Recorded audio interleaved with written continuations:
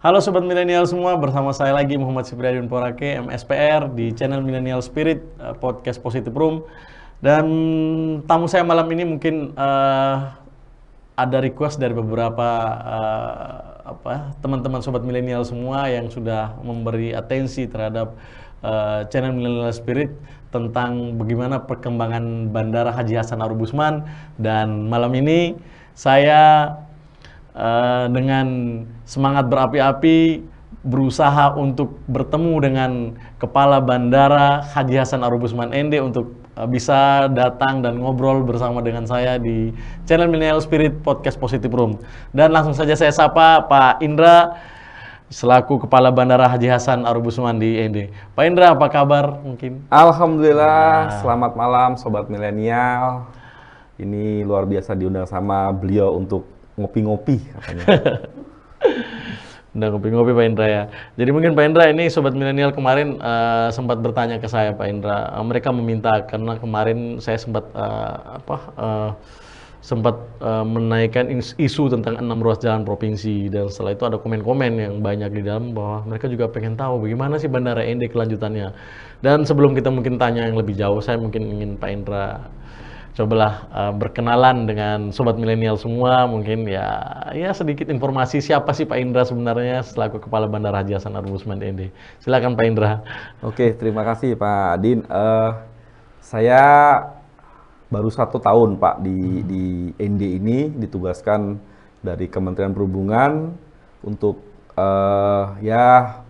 disuruh berbenah lah di bandara kesayangan kita ini.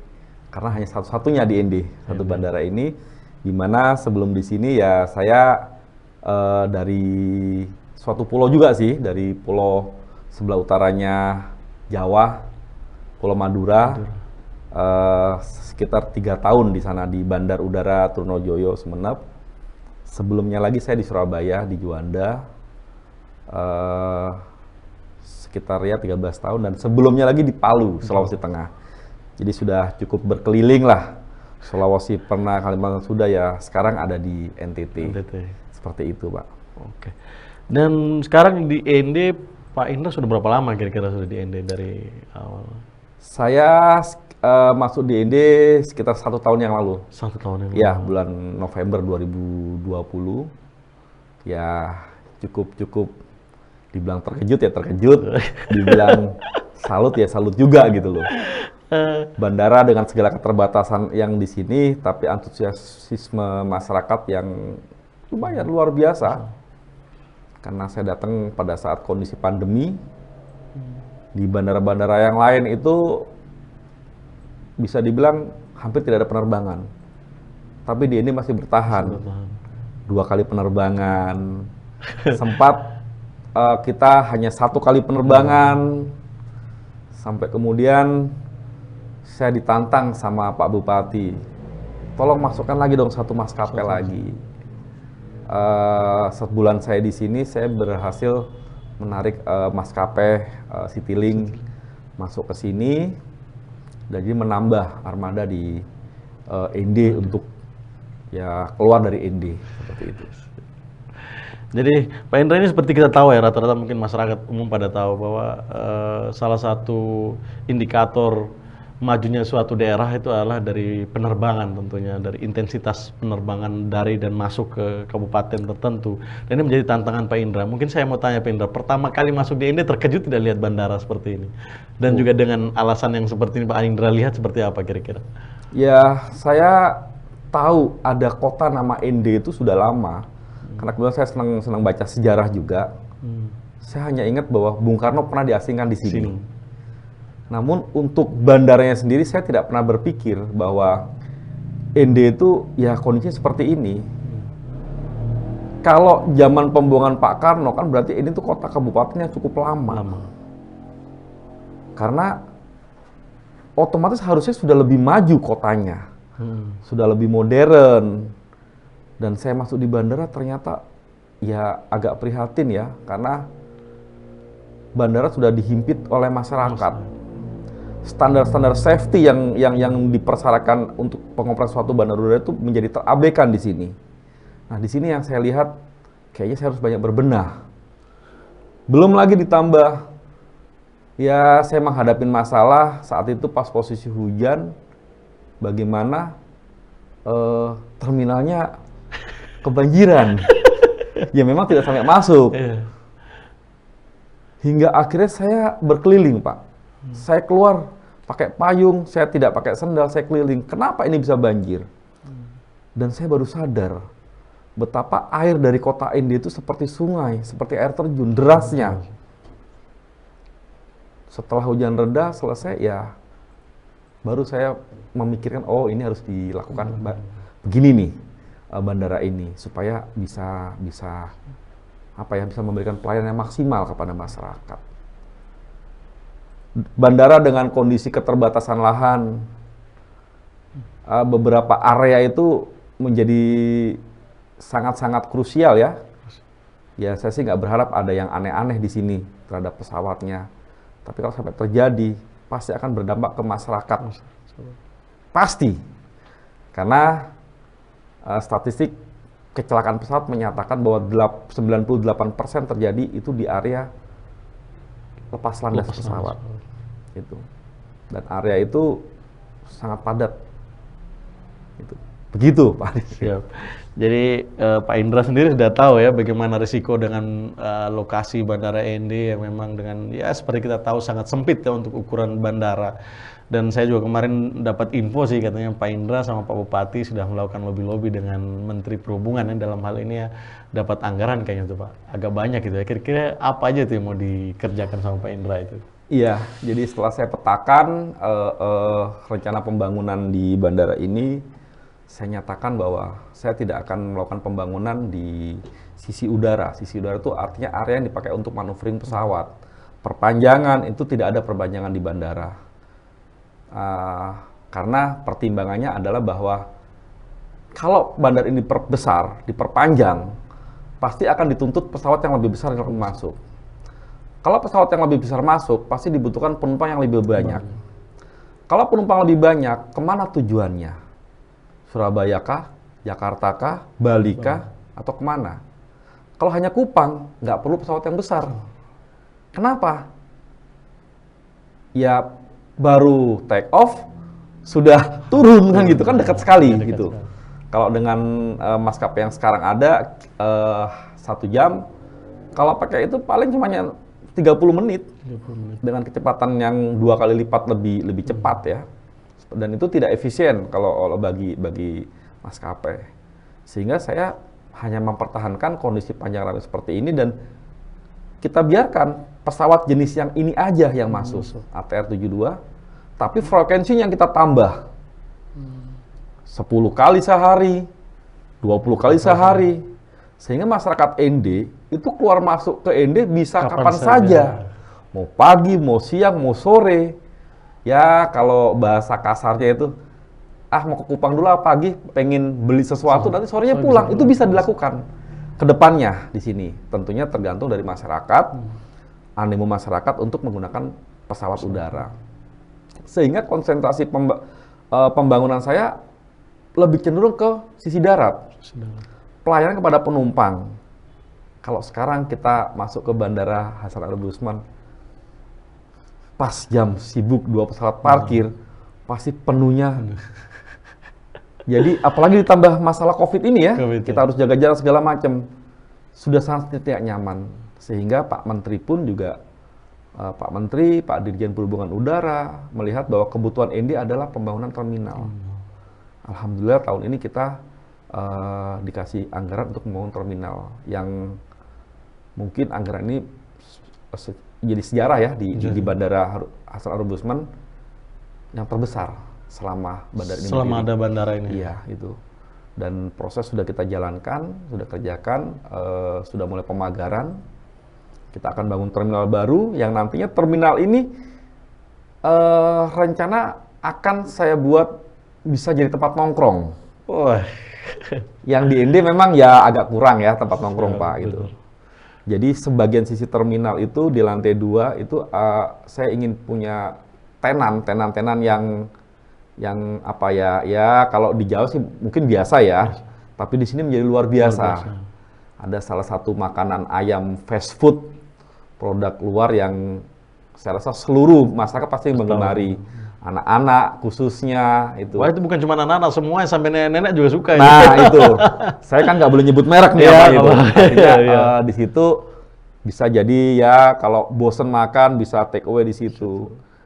Dan kemudian salah satu tempat tongkrongan kopi juga ada salah satu juga kafe lah yang cukup produk Indonesia tapi cukup terkenal ya. itu.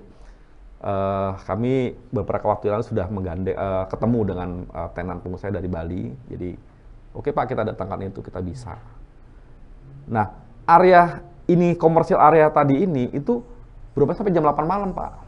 Jadi, bandara itu akan hidup terus sampai jam 8 malam ya? Sampai jam 8 malam. Jadi, bandaranya itu tutup jam 5, tapi area komersial ini saya buka sampai jam 8. Ya minimal saya menggait masyarakat yang pengen makan malam. Kalau tempatnya penuh bisa take away misalkan seperti itu. Jadi saya konsep spot seperti itu dan mudah-mudahan konsep ini bisa memberikan apa ya nilai pelayanan yang lebih dari bandara kepada masyarakat. Oh gitu Pak. Jadi memang dengan anggaran yang berapa tuh Pak kira-kira anggarannya kalau bisa disebutkan? Atau sekitar 85 miliar. Wah, anggaran sekitar 85 miliar, nanti mungkin lebih banyak pembangunan untuk di sisi darat ya, termasuk terminal dan sarana-sarana penunjang infrastruktur lainnya. Terus juga nanti ditambah dengan yang seperti tadi sudah disampaikan ada makanan cepat saji, terus ada area spot untuk kafe. Dan ini memang sesuatu yang baru ya di END, tapi kan di luar sudah sering. Tapi ya, kita sangat berterima kasih kita punya kepala bandara punya punya inovasi seperti ini sehingga bandara tidak aktif di saat hanya jam-jam ada pesawat saja gitu kan. Pas pesawat yang sudah tidak ada kita tetap bisa nongkrong, kita tetap bisa santai dan menikmati waktu ngopi gitu, waktu dengan keluarga bisa nongkrong di sana. Terus Pak Indra, target untuk sisi bandara dan juga mungkin seperti tadi Pak Indra juga sempat sampaikan juga terkait sampah dan yang ya sering kebanjiran. Mungkin dari Pak Indra sendiri melihatnya seperti apa? Ada cara-cara yang mungkin disiapkan? Iya, jadi ini juga sampah ini juga ternyata juga saya menjadi salah satu misi. Kenapa saya ditaruh di sini? Karena memang luar biasa. Bandara tempatnya sampah, tapi bukan sampah dari bandara. Jadi Bandara Hasan Arub Usman ini banyak sampah itu karena apa? Kita menerima limpahan, limbah kota bisa dibilang, sampah kota. Hampir dari seluruh kota itu masuknya ke situ. Ada 5 lokasi saluran air drainase yang masuk ke bandara. 5 sampai 6. 5 itu yang di sisi hanya dari sisi utara, sementara dari sisi selatan tuh ada 1 atau 2. Dan itu tidak terlihat kalau yang di sisi selatan. Tapi yang dari utara ini semuanya masuk, airnya deras dan ada satu saluran itu membawa sampah luar biasa. Ya akhirnya saya memposisikan diri bahwa saya juga ke bandara dan saya juga sebagai petugas kebersihan bandara. Karena 1 bulan saya ada di END, saya berhasil mengangkut sedimentasi yang ada di drainase tersebut bersama sampah kurang lebih sekitar 45 dump truck. Itu bulan Desember sampai Januari 2020. Itu ada total 45 dump truck. Yang buat ngangkut sampah aja. Bahkan anggota kami sampai dilarang buang sampah ke tempat pembuangan sampah. Gak boleh buang di sini. Lapor ke saya, lu terus kita mau buang di mana loh kita di Pulau Lima kita? Akhirnya saya hubunginlah pejabat terkait dan akhirnya kita diizinkan membuang. Karena memang ini bukan sampah dari kita. Ya ada satu saluran yang, ya inilah salah satu budaya masyarakat di END yang mungkin harus dirubah. Di END ini saya perhatikan tidak ada tempat sampah. Ya, termasuk di rumah Bapak. Ayo kira-kira. Itu. Tidak ada, saya lihat di sini rumah di END, pinggir jalan tidak ada tempat sampahnya. Tapi kalau karung-karung itu banyak. Ya. Jadi saya bisa membayangkan pada saat sampah-sampah yang di karung yang tadinya harusnya diangkut oleh petugas kebersihan, karena mungkin tidak diangkut hari itu, pas hujan deras. Ya seperti iklan, tinggal sorong. Itu larilah ke drainase itu dan akhirnya terkumpul di bandara. Sehingga Saya berpikir keras, Pak, gimana cara bersihnya? Saya bikin drainase nggak bisa. Kalau cuma air aja mungkin nggak ada masalah. Tapi sampah ini yang membuat airnya sampai meluber. Luber, dan beberapa waktu yang lalu saya sempat tutup 1 jam bandara. Karena anggota saya dari malam, yang hujan waktu itu dari mulai jam 2 sampai jam 6 itu sampai jam 7 hujan. Itu malamnya kan masuk landasan. Membawa sampah segala macam. Ya kita membersihkan. Pagi-pagi jam 4 subuh saya minta anak-anak bangun, ayo kita kerja bakti. Kita bersihkan dan selesainya jam 8. Baru bisa selesai dan baru kita bisa landing pesawat. Nah, apakah itu harus terjadi terus? Akhirnya saya berpikir harus, ya mungkin agak melebar saya berpikirnya. Ya memang ini ranahnya dari Pemkab. Cuman saya sudah mencoba memberikan masukan.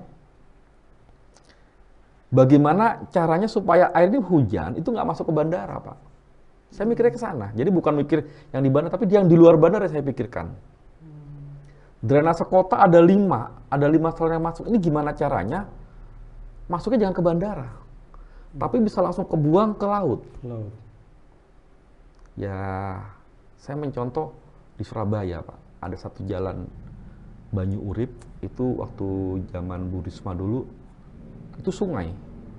Sungainya ditutup, dipasang pole cover, ditutup atasnya, dan dijadikan jalan.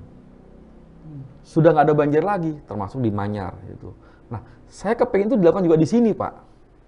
Di bawahnya. Di jalan depan ini, Jalan Gatot Subroto sama Ayani itu kalau bisa di bawahnya dibuatkan box culvert, digali pasang box culvert, kan di atas itu pemisahnya sampai ke laut kan hanya area bandara. Area bandara, ya. Jadi bisa dibilang ada sisi selatannya jalan dan sisi utaranya jalan. Ya. Yang selalu kebanjiran adalah sisi utaranya jalan, sisi selatannya jalan. Kenapa? Karena air dari atas tidak ada saluran. Apalagi di daerah agak Roksi sana ya. Itu kan luber airnya. Karena drainase tidak bisa menampung. Di bandara sudah penuh dengan sampah. Luber, ya akhirnya namanya air cari jalan. Tapi kalau jalan ini kemudian dibelah, dipasang box culvert, dari mulai Roksi dimasukkan ke Bita Beach, maka semua akan ditampung oleh box culvert tersebut dan akan semua lari ke laut. Maka apa? Sisi utara, sisi-sisi daerah tempat Bapak ini nggak akan gedangan, Pak. Karena pasti ngalir di box culvert tadi itu, yang besarnya mungkin kita buat 3 meter kali 2 meter, di atasnya jadi jalan. Ini yang pemikiran saya, yang meskipun harus dikaji lebih dalam terkait dengan berapa biayanya, kemudian konstruksinya bagaimana, itu ya tentunya di Pemkab pasti banyak orang-orang pintar yang bisa mengkaji itu. Ya. Semoga saja mereka bisa mendengar di sesi bincang-bincang kita ya. Semoga saja orang-orang Pemda yang punya kompeten di situ, mereka bisa mendengar apa sih saran ide yang mungkin bisa disampaikan. Kalau tidak, bandara setiap hujan deras pasti sasarannya. Betul, Pak. Gitu. Akan setiap saat seperti itu nasibnya. Oke, Pak Indra, ini saya mau balik nanya lagi nih, Pak Indra, tentang bandara. Apakah ND ini, kan banyak ya teman-teman atau ada juga keluarga atau adik-adik yang tanya, berharap bahwa ND itu kalau bisa pesawat yang besar-besar saja. Ini yang kecil-kecil yang tidak apa. Itu dari sisi pemahaman Pak Indra, atau mungkin ada tanggapan dari Jakarta misalnya dari kementerian, apakah ND memang sudah seharusnya bandara ini diperbesar dengan pesawat-pesawat tipe besar, atau memang dari Jakarta menghendaki supaya ND itu ditutup aja, supaya pindah aja ke bandara yang lebih besar gitu kan, pasti banyak kejadian seperti itu. Jadi coba saya minta Pak Indra coba ceritakan mungkin yang terjadi kira-kira. Iya, jadi memang bandara ini kami diminta dari Jakarta itu mau diapain itu bandara itu, ND itu, di mana pengembangannya? Sesuai master plan yang ada memang harus diperpanjang sampai 2100 meter ke arah barat. Tapi setelah saya di sini, saya amatin akan menjadi mubazir, Pak, kalau itu diperpanjang. Untuk perpanjang, untuk mewujudkan perpanjangan itu kita membutuhkan triliunan rupiah. Karena apa? Kita harus mengeruk bukit. Kita harus memotong bukit, mengeruk bukit sisi sebelah barat. Di situ banyak masyarakat. Saya tidak bisa bayangkan, Pak, harus pindahin masyarakat di ND, sedangkan ND ini krisis lahan. lahannya sangat terbatas Pak Inde ini Pak, karena Iya. banyak bukit-bukit, gunung-gunung yang tidak bisa ditempatin. Dari situ saya berpikir kalau dikeluarkan biaya untuk nguruk itu, terus kemudian masuknya satu pesawat, anggaplah Boeing, anggaplah ya Airbus nggak mungkin, Boeing ke situ, penumpang 200, terus mau tujuan kemana? Ke Kupang, ke Bali, ke Surabaya, ke Jakarta? Tidak semua orang tujuan Jakarta, ada yang ke Kupang. Sehingga apa? Menjadi tidak efisien. Karena apa? 200 orang hanya ke Kupang saja semuanya pakai pesawat itu. Sama saja dengan kita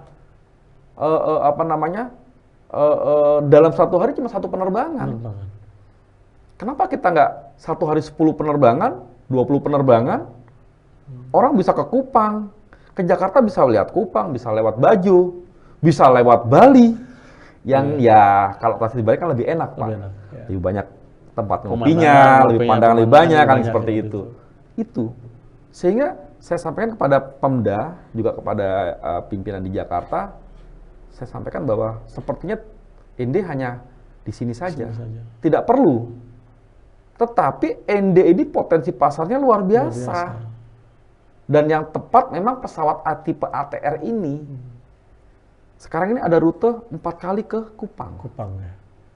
Ada ke Baju, ke Bali. Artinya apa? Masyarakat ND mau pilih tinggal pilih. Mau ke Jakarta jam berapa? Mau lewat Baju bisa, lewat Kupang bisa, mau lewat Bali pun bisa. Tinggal pilih saja sekarang ini. Dan itu saya lakukan, Pak.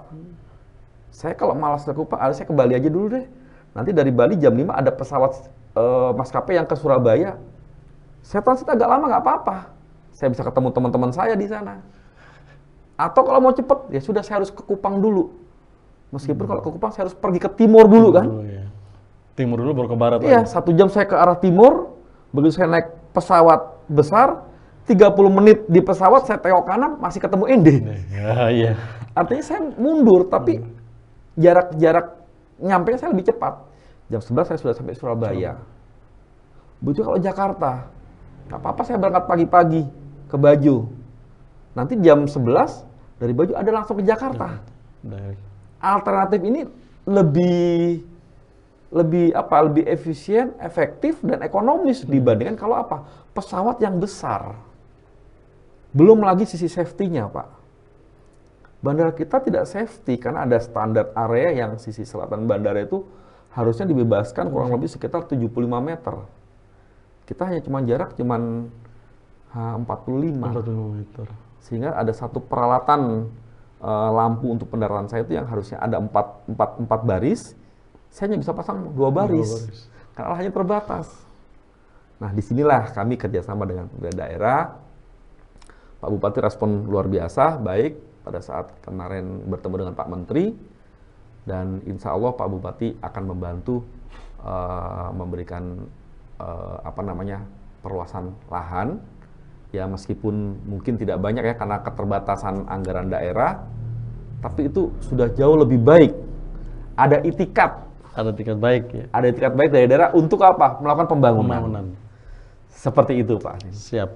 Kayaknya dari tadi ngomong kita minum kopi dulu. Wah, kayaknya dicoba ini Pak. Iya, cocok banget. Ini sebelum masuk ke pertanyaan yang lebih tidak enak didengar ini. Ini Pak Indra, kan saya juga terakhir sudah dapat informasi, kita di provinsi juga sering dapat informasi, di Nagekeo besok kan bangun bandara besar.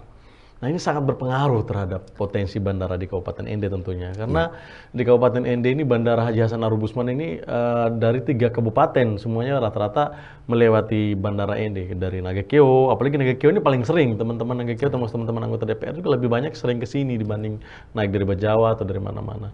Nah ketika ini bandara di Nagekeo ini jadi, kan sekarang dalam proses juga kan. Kalau jadi dampak terhadap Bandara Ende ini seperti apa? Kayaknya sangat berpengaruh juga nih Pak Indra. Ya, memang Nagekeo saya dapat informasi dari Jakarta, Pak Bupati sudah menyampaikan pembangunan untuk rencana pembangunan. Cuman ada tatanan pembangunan nasional, jarak, ada minimal jarak yang harus dilewati untuk membangun suatu bandar udara. Karena kalau tidak, maka akan ada salah satu yang mati bandara itu. Ya. Di Nagekeo memang ada potensi, cuman dengan keberadaan Hasan Arubusman, dan ditambah lagi keadaan negara kita sekarang ini lagi butuh biaya untuk COVID ya,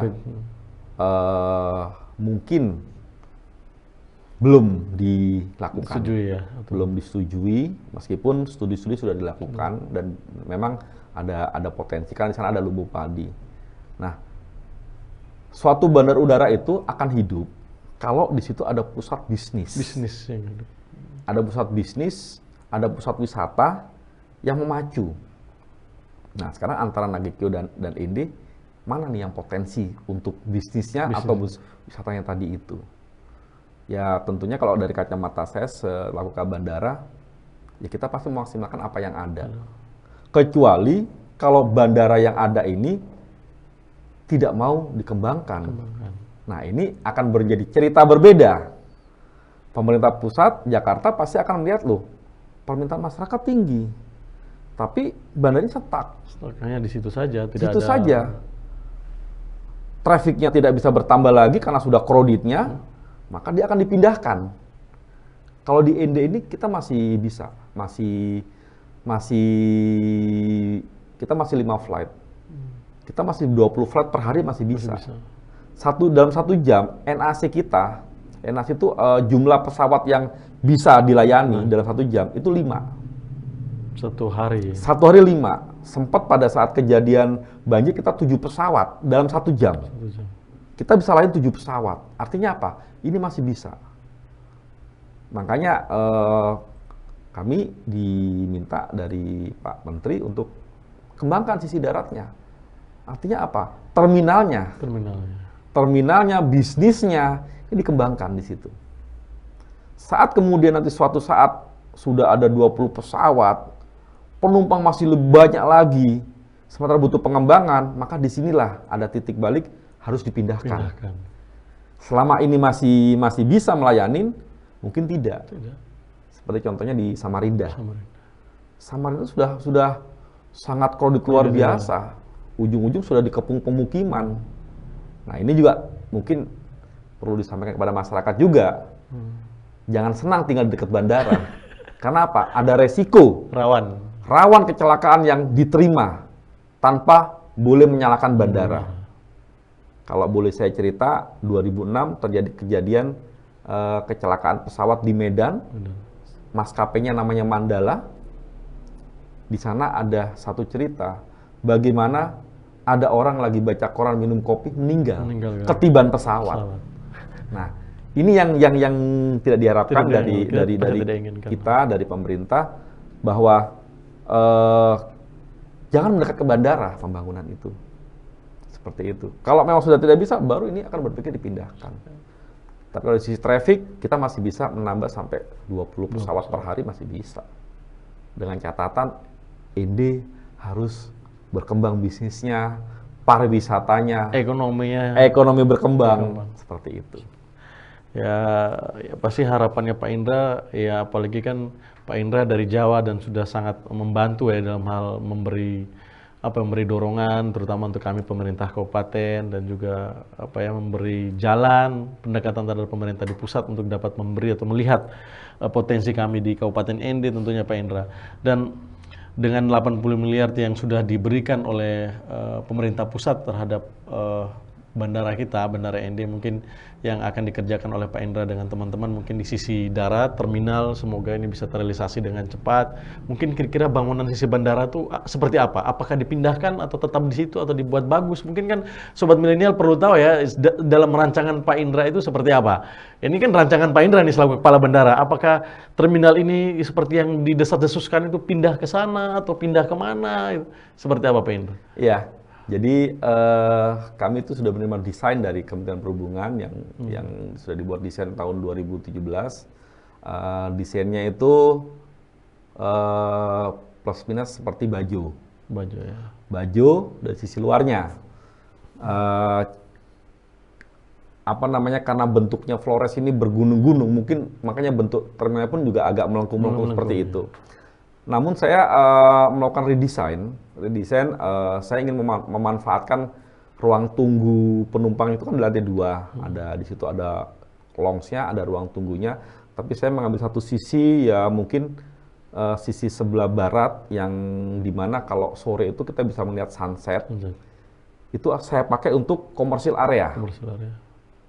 Commercial area di mana di area tersebut ya dimungkinkan sobat milenial ND kalau mungkin lagi sore-sore pengen ngemil-ngemil di tempat yang lebih enak sambil mungkin ngobrol, itu bisa dilakukan di bandara nantinya.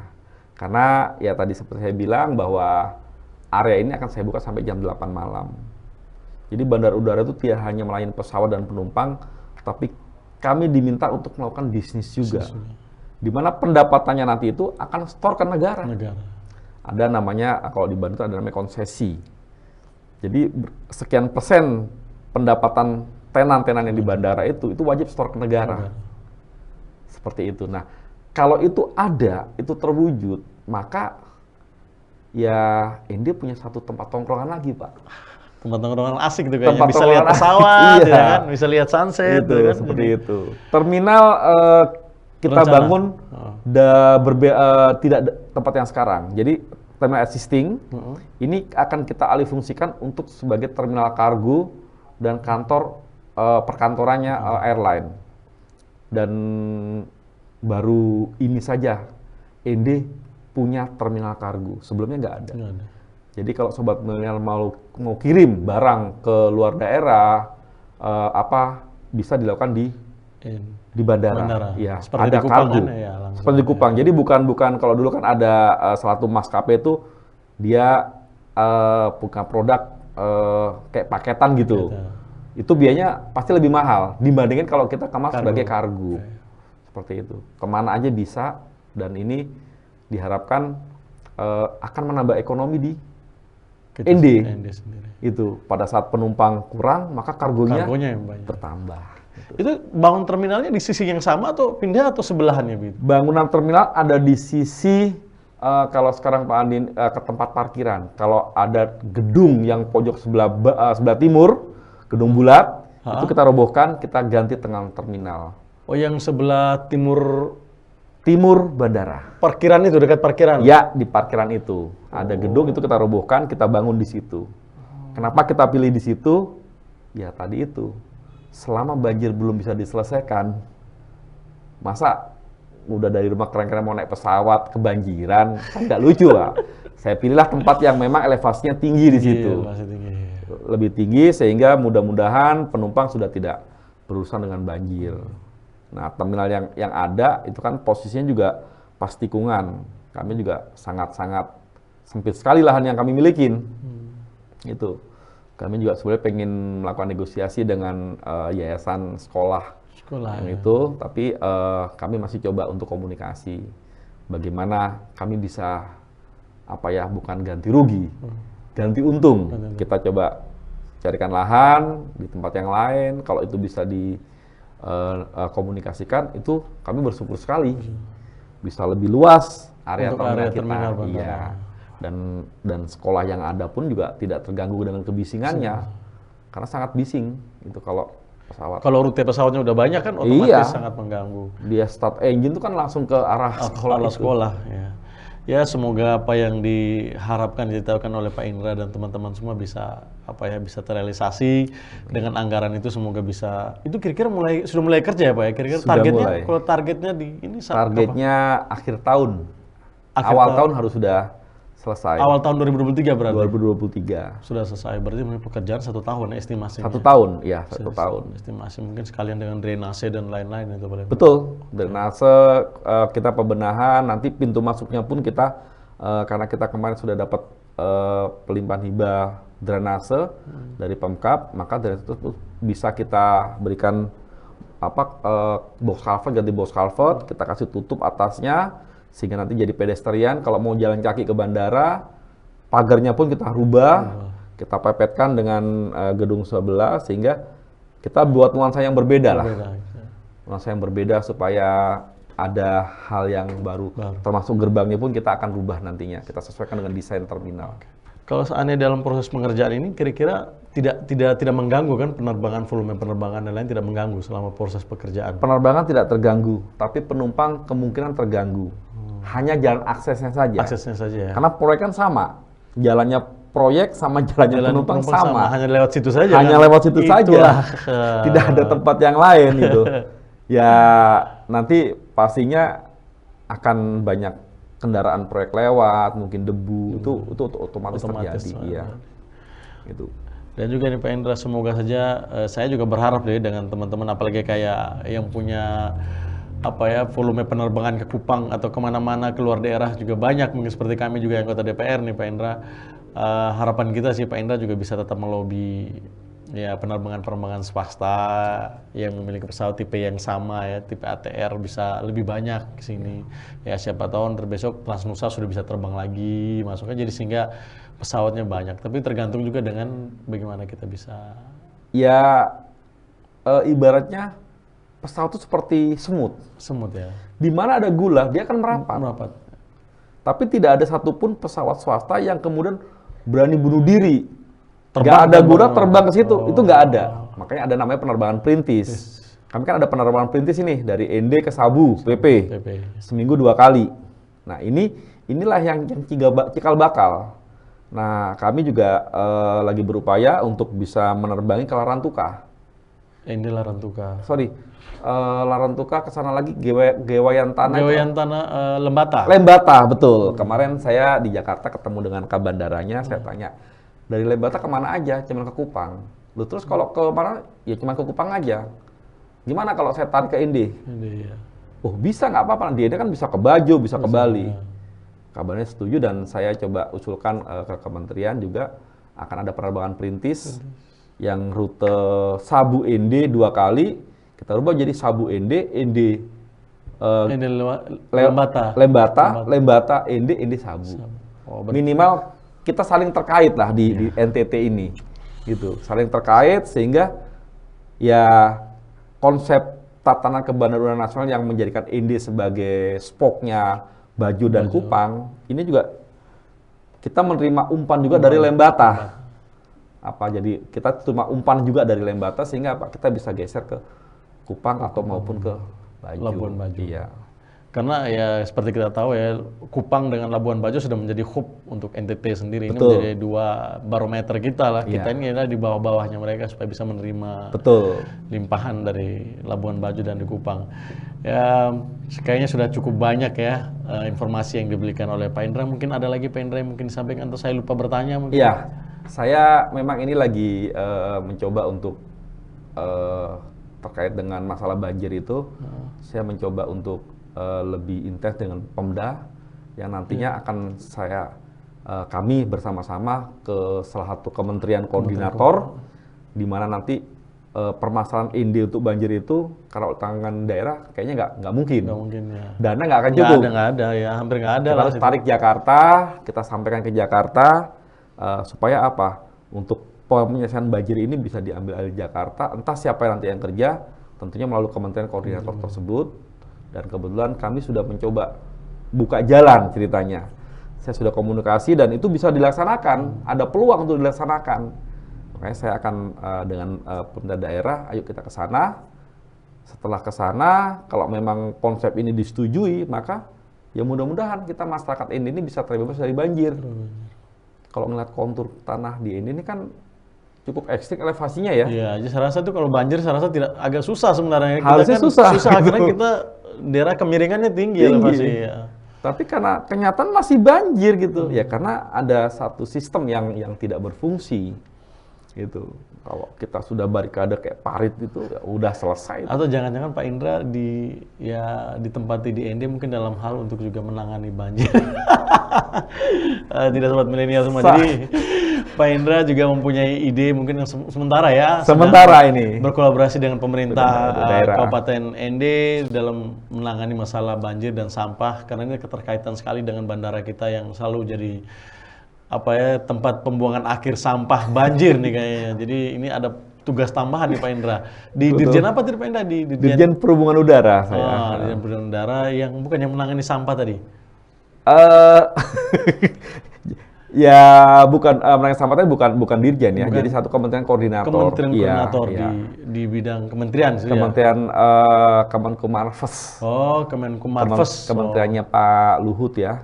Itu kan menjadi salah satu kementerian koordinatornya perhubungan. Di mana salah satu deputi itu ada deputi